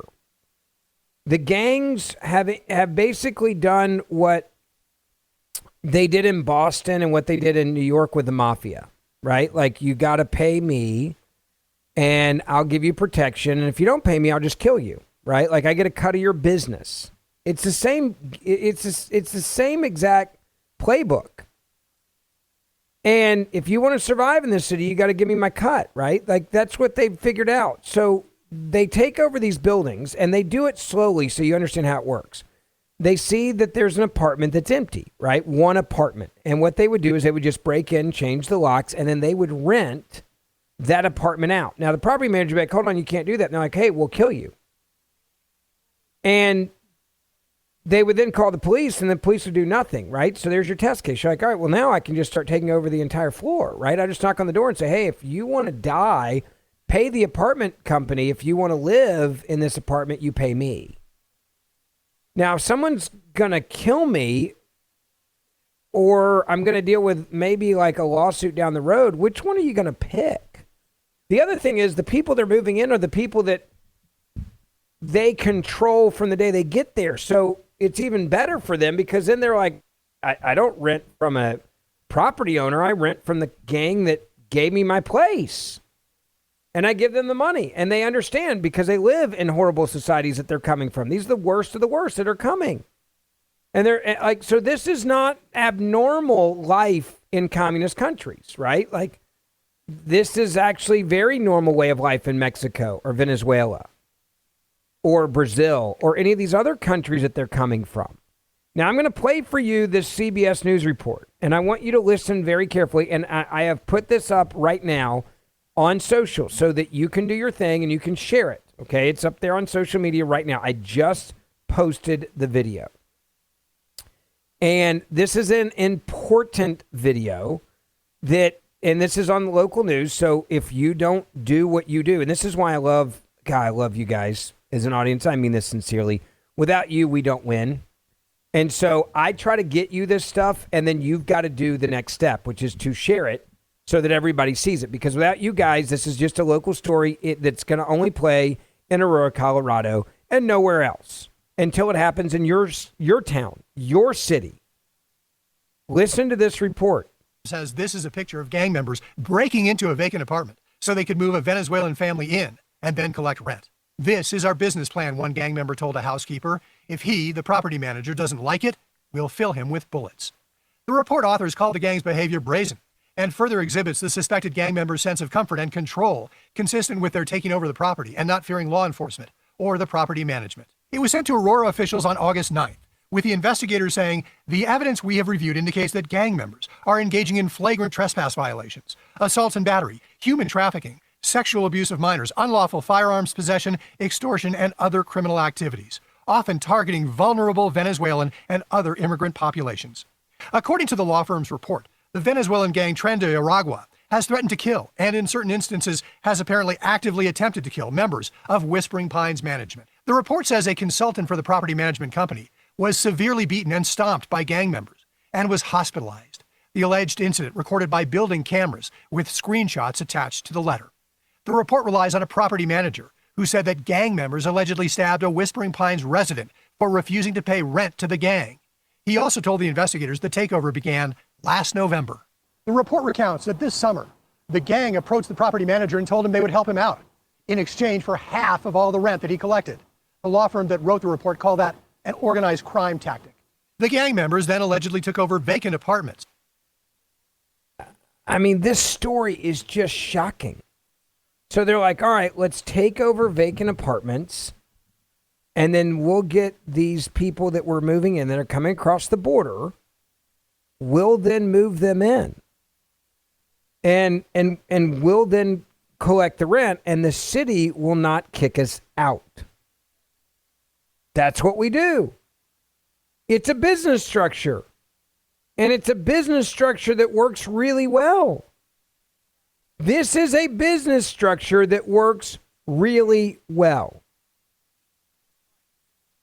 Now, while these real stories are happening, you know what the media is doing?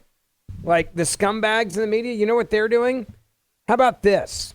Tim Walz came out and said, this is pathetic. We can't quit on our kids. They deserve better.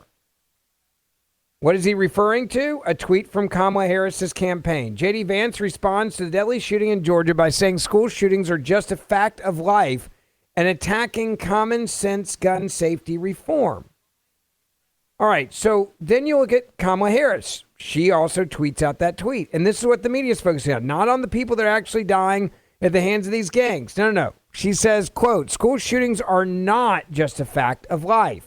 It doesn't have to be this way. We can take action to protect our children, and we will. Now, the Associated Press reported on this story. It's a lie. J.D. Vance did not actually say the fact of life line in reference to school shootings. So what did he actually say? Well, if the media did their job and they weren't communists, you would know that he said something completely different. Listen. First of all, what happened in Georgia is just an awful tragedy. And I know we've got a lot of parents and a lot of grandparents in this room. I mean, I cannot imagine, little kids so excited to go back to school. God love them.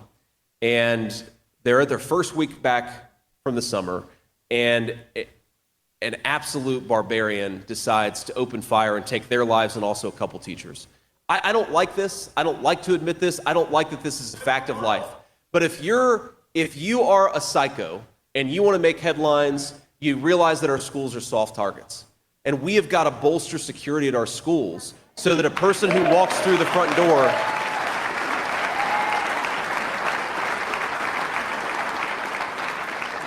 we've got to bolster security so that if a psycho wants to walk through the front door and kill a bunch of children, they're not able to. And again, as a parent, do I want my kids' school to have additional security? No, of course I don't. I don't want my kids to go to school in a place where they feel like you've got to have additional security, but that is increasingly the reality that we live in. So he didn't say what they said. And they knew this, but this is the propaganda of the media. They are communists, so they just straight up lie. This is the full clip showing the full context, and this is, again, where I tell you the same thing. Go look at this video and share it, because it needs to go viral, because the American people need to understand that the Associated Press and their headline saying that he is like, just accept it, it's a fact of life, it is a lie. It is a lie. They're promoting a lie. They created a lie out of thin air. They're lying about what he says. So they'll create this, but you have gangs taking over apartment complexes and threatening to kill the owners of the property. And what do? Not a damn thing reporting that, do they? Venezuelan gang members arrested in Colorado's shooting, by the way, were also, and they won't report this, I'll post this up as well, they were Biden-Harris parolees. 4 members of one of the most brutal Venezuelan gangs, including not 1 but 2 that were on parole from the Biden-Harris administration, were arrested following a shooting in Aurora, Colorado. The gang members were released after crossing the border illegally. They were involved in taking over a local apartment complex And ICE confirmed the arrest and detentions of the suspects now facing multiple felony charges. Again, this is what we have to do. We're up against these communists. I can only give you this information. You're the ones that are going to have to give it to the rest of the country. 1-877-381-3811. 1-877-381-3811. Ben Ferguson filling in for the great one. We'll be right back. Mark Levin.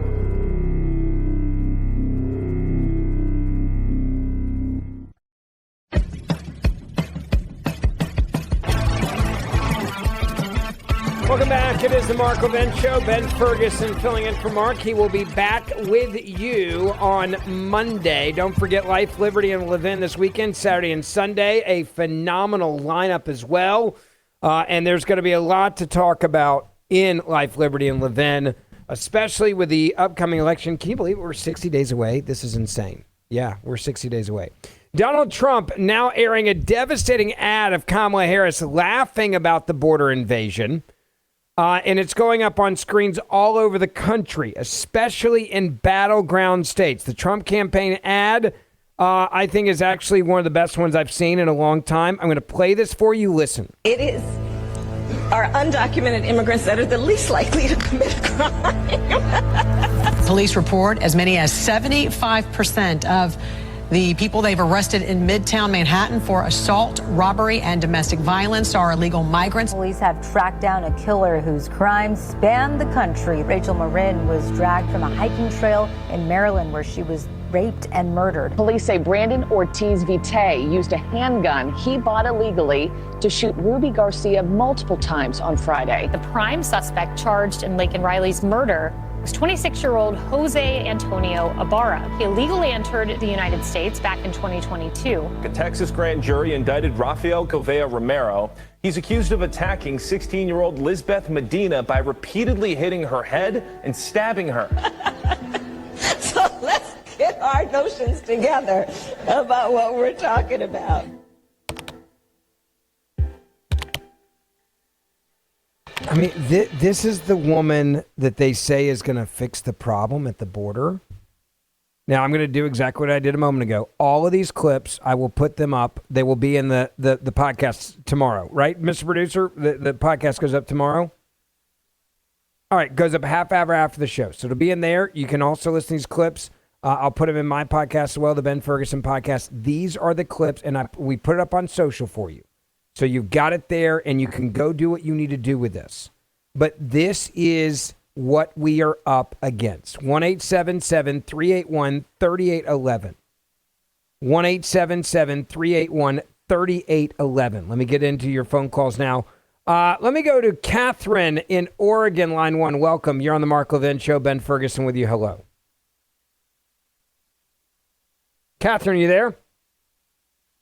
All right, I guess we lost Catherine. We'll try to get her back. Let me go to Susan, line 5, in upstate New York. Hi, how are you, Susan? Oh, hi, Ben. It's good to hear you.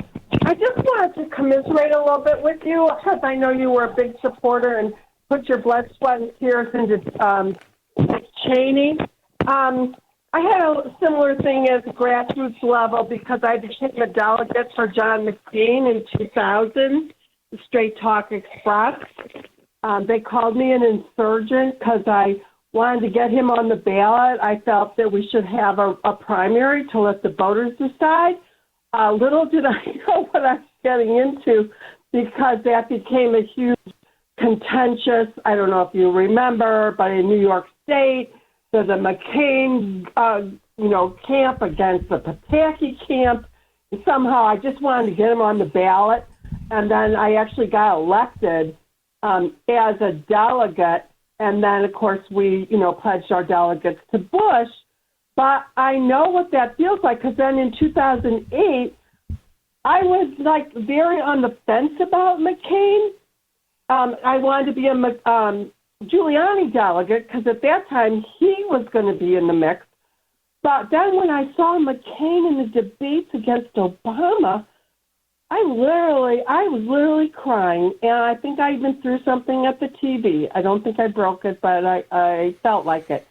So I kind of and look, here's the thing. This is where, and I go back to the point I made earlier about this McCain saying I'm going to vote for Harris. It's just disgusting. It's all because his daughter got embarrassed, and he hates Trump because he believes he's beneath him, and he's not a part of the establishment, and he hates him for that reason. I think, I hope this is part of the getting rid of more rhinos, like getting rid of the Kevin McCarthy's, getting rid of the Boehners, getting rid of the Paul Ryans, getting rid of the Cheneys. I mean, they're literally excommunicating themselves from the Republican Party. Great. Like, that's awesome for me. So I don't have to worry about them anymore. They're liberal Democrats now. That's what you're saying. When you vote for a communist, you have left the Republican Party.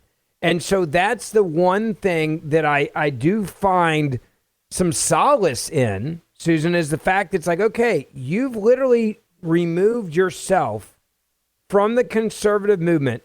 You are declaring when you vote for Harris. It's the same way I used to embarrass on a regular basis. What's her name on The View? Oh, I had to work with her for 7 years in hell at CNN. Ana Navarro. And I'm like, stop saying you're conservative. You voted for Hillary Clinton. Stop saying you're conservative.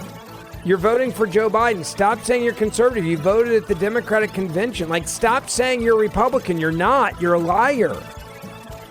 So if they want to remove themselves, good. We now know who they are. Believe them, by the way, when they tell you who they are. More coming up.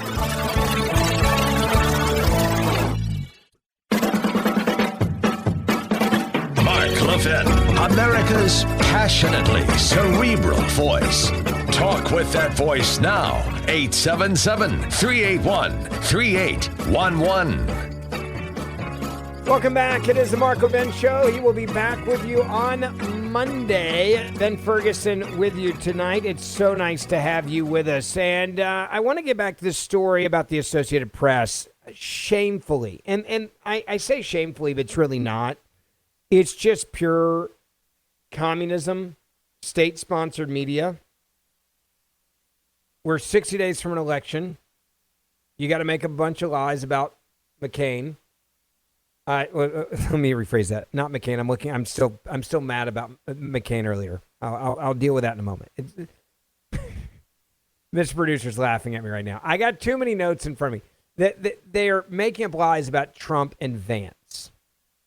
And they're making up lies at a level that are just absurd. The Associated Press publishing a headline about J.D. Vance completely taking a remark that he made about the school shooting out of context. I believe that this is like libelous. I believe that you should be able to sue and win for this. It's the Associated Press, folks. Like, they're supposed to be the last bastion of like decent journalism, like non-bias. Unfortunately, the left has taken over the AP. And they're now state-sponsored media. They're no different than NPR. They're no different than MSNBC. But like, this is when you should be able to sue pretty quick and win. Unfortunately, it's very hard to sue, especially journalists. Like organizations like the Associated Press. My good friends over at Outnumbered on Fox, Kayleigh McEnany, former White House press secretary, calling this out in a brilliant way on their show. Take a listen. Well, in the wake of the heartbreaking and deadly shooting in Georgia, the left-wing media is exploiting the tragedy to twist Senator J.D. Vance's words about the shooting. Watch this. This is the Associated Press. They accused Vance of calling school shootings, quote, a fact of life. You are looking at the headline. It reads, quote, J.D. Vance says school shootings are a fact of life, calls for better security. But wait, here is what he actually said. Then we have to think about how to make this less common. Now, look, the Kamala Harris answer to this is to take law-abiding American citizens' guns away from them. That is what Kamala Harris wants to do. But we have to ask ourselves, we actually have been able to run an experiment on this because you've got some states with very strict gun laws, and you've got some states that don't have strict gun laws at all. And the states with strict gun laws, they have a lot of school shootings. And the states without strict gun laws, some of them have school shootings too. So clearly strict gun laws is not the thing that is going to solve this problem. What is going to solve this problem, and I really do believe this, is look, I don't like this. I don't like to admit this. I don't like that this is a fact of life. But if you are a psycho and you want to make headlines, you realize that our schools are soft targets. And we have got to bolster security at our schools so that a person who walks through the front door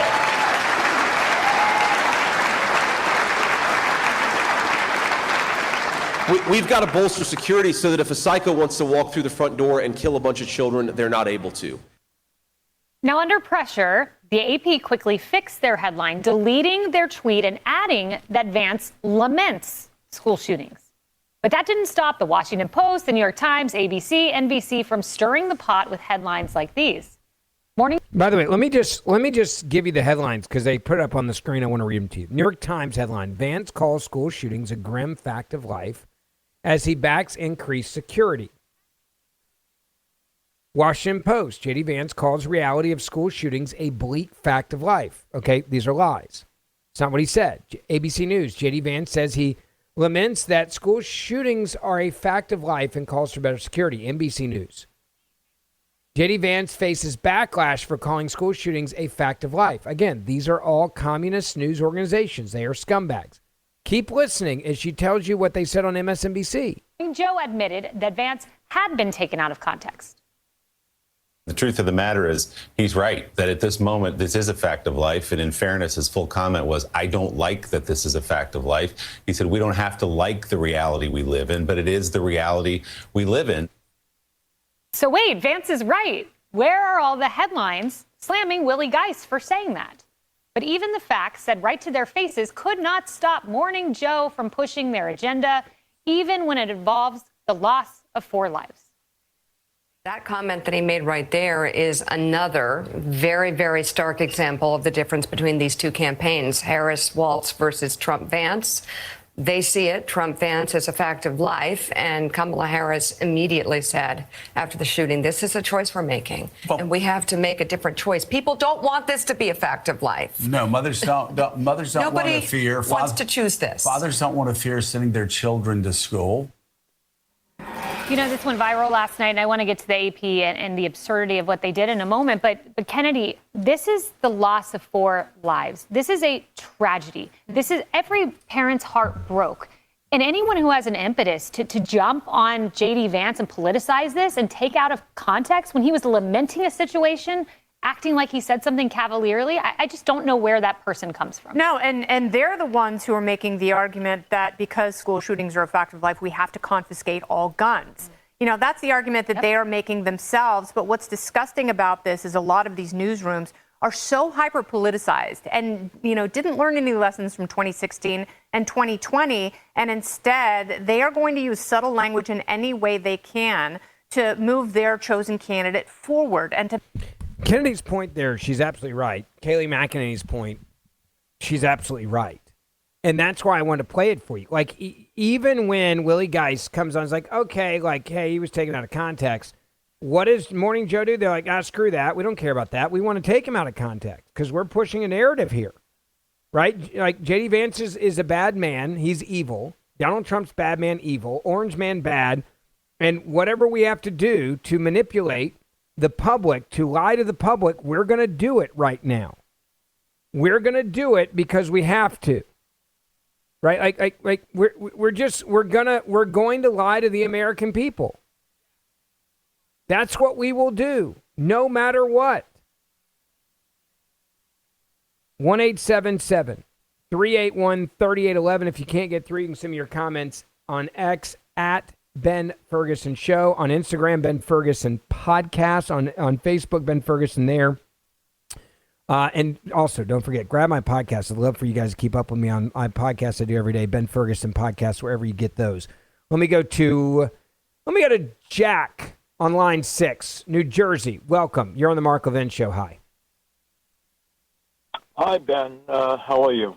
Good, sir. Well, I was telling you, screen caller, or call screen, I'm sorry. I am so fed up with hearing problems about, how conservatives have a bad attitude and they want open borders and they'll let anyone in. As far as I'm concerned, this is no different than like 100 years ago when General Patton was young, and I can't remember that bandit's name, but he chased him across the border and they caught him and his other marauders because they were coming into this country and they were terrorizing people, killing people, stealing. As far as I'm concerned, they should arm the citizenry, the ones who are true Americans. I know that would be hard, it's distinguishing between the true and the non-true, but this is war against this country reacting. But these people need to have a few of the heavy hitters. Well, you either have law and order or you don't have law and order. It's one of the two. Like you either have it or you don't. On the streets in New York, this is a comment that was happening. It says they're raping, they're robbing, they're stealing. New Yorkers are going off about the migrant crisis in the city, where 75% of the crimes are now being committed by illegal immigrants. Illegals have cost New York City alone, this is the city proper, over $5 billion in 2 years, and costs are expected to double next year. Because when you are a sanctuary city and you allow this to happen, you're going to get this type of chaos and crime. These illegal immigrants, they realize they're not going to be deported. All right, like they're not. They're not going to get deported. And I'm glad there's certain people now, by the way, that are starting to speak out on this. Dr. Phil, for example, has really been just gaslit on the crime in this country at the hands of illegal immigrants. And he said something and took a lot of heat for this the other day. Listen. The DHS has acknowledged that Venezuela, for example, is emptying their prisons and their rehabilitation centers with the understanding you get out if you leave here and go to the United States. Yes. And DHS has, in writing, said, we know that's happening. We know they're coming here. We're processing them in and have no idea where they are. Correct. How many people are we talking about? Millions. And just Venezuela alone. We're talking about in the last 2 or 3 years, we've had estimated how many people have come across the border. My estimation, the official number, I think, is about 10 million. Yeah, it's about 10, 11 million. Yeah, that's the official. But my personal opinion, I think we're about 15 to 18 million. Okay. And you're saying several million of those have come from Venezuela? Yeah, of course. Yeah, a lot from Venezuela. I mean, the majority, a lot of them came from Venezuela. Now they're coming from every single part of the world. Africa, New Guinea, Mauritanian, is that the way you say that one? Middle East, China, India, Syria, Yemen, Russia, you name the country, they are coming. And this is the part that a lot of people don't understand, that don't report, because a lot of these individuals that are coming from these special interest countries, that DHS labels them SIAs, like I said before, because they might be, we don't know, but they come from countries that sponsor terrorism. They come from countries that sponsor terrorism. The Department of Homeland Security is confirming that Venezuela has emptied their prisons and mental institutions and sent them where? To the United States of America. By the way, I should have done this earlier. It's my fault. There's a list. Chip Roy, and Chip, if you're listening right now, I used to have a cell. I don't have it in my phone for some reason. I was about to text and be like, call in. I'm not joking. Chip Roy today on the border crisis released some numbers. I'm going to take a very quick break. I'm going to come back. I'm going to give you those numbers so you understand just how bad it is. These are the newest updated numbers we have. That coming up next, Ben Ferguson filling in for the great one, Mark Levin. Make sure you follow me on X, Ben Ferguson Show, and grab my podcast I do every day wherever you get your podcasts. More coming up. Mark Levin.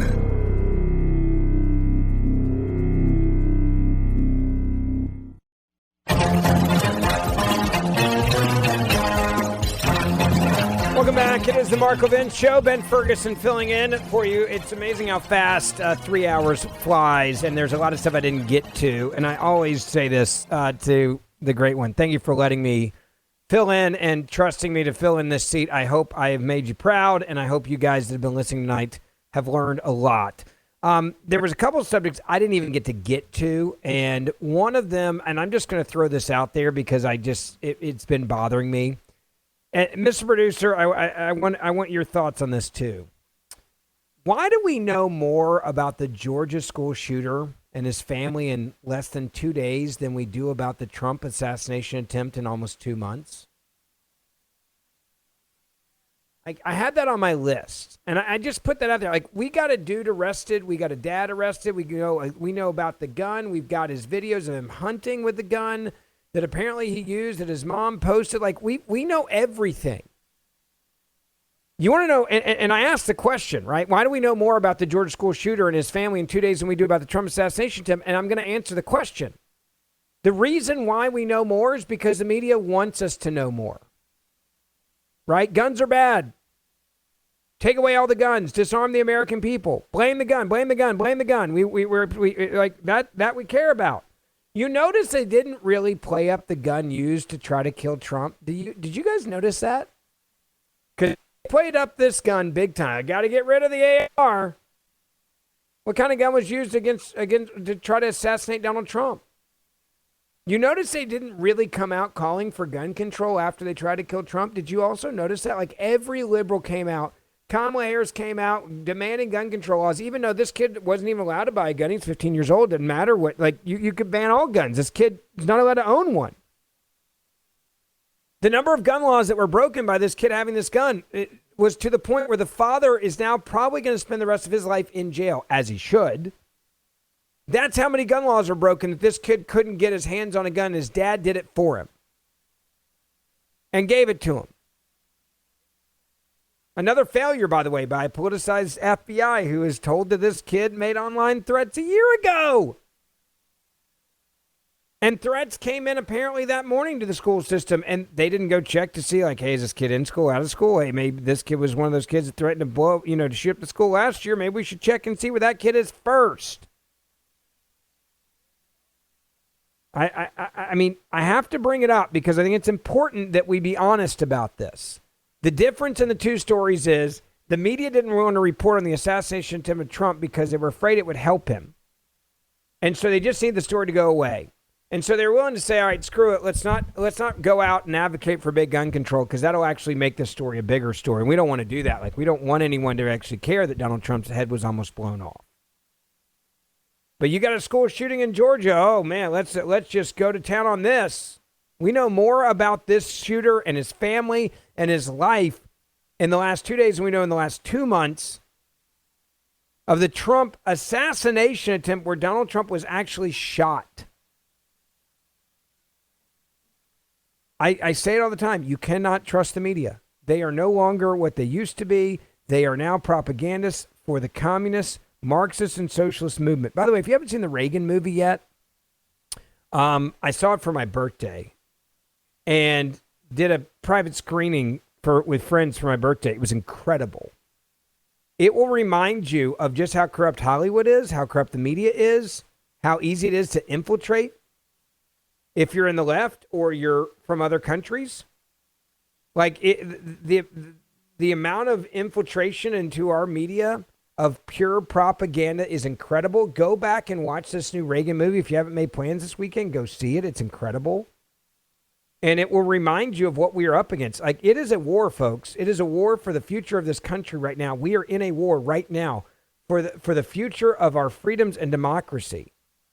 And every time Democrats use the word democracy, just remember what they're really saying is we want to get rid of it and we want communism. Kamala Harris is a communist.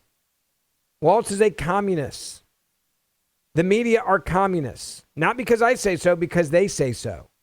Believe them. I'm out of time. I'd love to keep up with you. Make sure you grab my podcast, the Ben Ferguson Podcast, and listen when you can. I'd appreciate that. You can also keep up with me on social media, Ben Ferguson Podcast, Ben Ferguson Show, depending on where you are. God bless you guys. Mark will be back with you on Monday.